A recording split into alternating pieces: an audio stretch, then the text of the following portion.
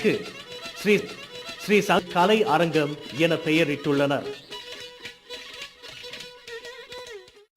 நாடக உலகில் அப்பா அவர்கள் ஒரு பெரிய சாதனை படைத்தவர்கள்.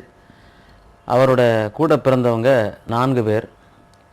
டி.கே. சங்கரன், டி.கே. முத்துசாமி இருவரும் மூத்த சகோதரர்கள். பின்னாளில் திரை உலகில் மிக பிரபலமாக விளங்கிய டி.கே. பகவதி அவர்கள் 4வது சகோதரர். இவங்க 4 பேரும், ஏன் அவர்களுடைய தந்தையார் கண்ணுசாமி பிள்ளை உள்பட திரு சங்கரதாஸ் சுவாமிகளுடைய மாணவர்கள் தான். ஔவையார் வேடம் தாங்கி இன்றைக்கு அவர் பெயராலேயே சென்னை மாநகரிலே ஒரு சாலை, ஔவை சண்முகம் சாலை என்று அழைக்கப்படுகிற அளவுக்கு புகழ் பெற்றிருக்கிறார்.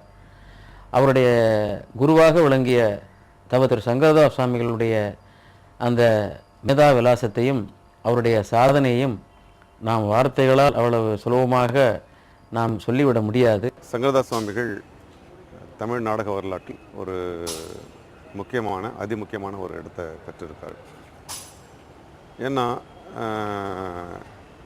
இந்தியாவுடைய கலைகள் நவீனப்படும் பொழுது நிறைய முகலாய ஆட்சிகள் வருது, அப்புறம் ஆங்கிலேயர்கள் வராங்க. அதனால் இங்கே இருக்கிற கலைகள், கலாச்சாரம்லாம் மாறுகின்ற ஒரு காலகட்டம். அந்த காலகட்டத்தில் நாடகத்தை வேறு ஒரு தளத்துக்கு கொண்டு போன சங்கரதாஸ் சுவாமிகள் அவர்கள் மிக முக்கியமானவர்.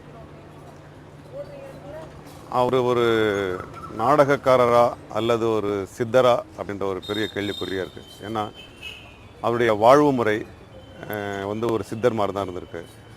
நாடகத்தை பொறுத்த வரைக்கும் ரொம்ப நவீனமாக இருந்திருக்காரு. வாய் வழியாக சொல்லப்பட்டு வந்த கதைகளை அவர் ஒழுங்குமுறைப்படுத்தி, எனக்கு தெரிஞ்சு அவர் தான் முதல் வழியாக வாய் வழியாக சொல்ல பல நாடகங்களை எழுத்தில் கொண்டு பதிவு பண்ணுறாரு. கொஞ்சம் அந்த காலகட்டத்தில் கொஞ்சம் நவீனப்படுத்தி நாடகத்தை வேற ஒரு அந்த விதத்தில் இன்றைக்கும் கூட நடிப்பு பயிற்சிகளுக்கு, நாடக பயிற்சிகளுக்கு அவருடைய அணுகுமுறை, அவருடைய கோட்பாடுகள் ரொம்ப முக்கியமானதாக இருக்குது.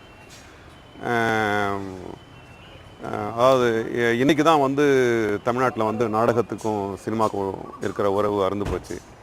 ஆனால் போன காலகட்டம், போன தலைமுறை, அதாவது எம்ஜிஆர், சிவாஜி, எம்ஜிஆர் அவர்கள், சிவாஜி அவர்கள், எம்.ஆர். ராதா, பாலையா போன்றவர்கள், அவர்களுடைய ஆணிவேரை பார்த்திங்கன்னா எங்கேயாவது ஒரு இடத்துல சங்கரதாஸ் சுவாமிகளுடைய நாடகத்தில் தான் முடியும்.